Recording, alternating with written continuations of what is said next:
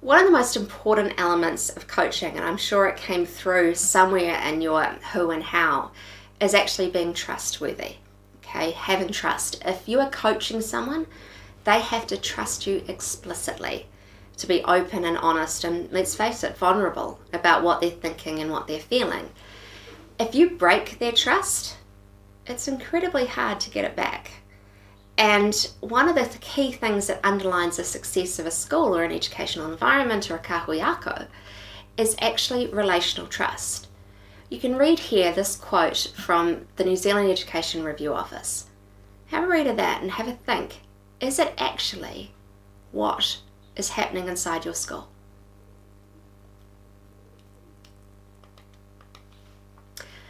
The determinants of relational trust are, first off, interpersonal respect. So think about mana. If you have mana inside your class, if you have mana inside your staff room, you have the interpersonal respect of all those around you.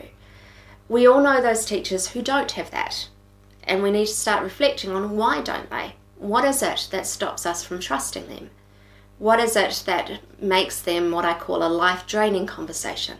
You'll know the staff members inside your school that give life-draining conversations because they're the ones who will be up at the counter getting a cup of tea when you come in to get one, and you turn around and walk out without your cup of tea because it's not worth the conversation that you'll have to have when you're up there.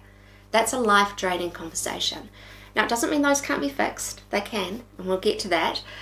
But it means that there's actually an element or a lack of interpersonal respect that you have for that person. You're not interested in their viewpoints. You don't trust what they have to say. And that will undermine the culture within inside the school. Personal regard for others, how you treat each other, will determine relational trust.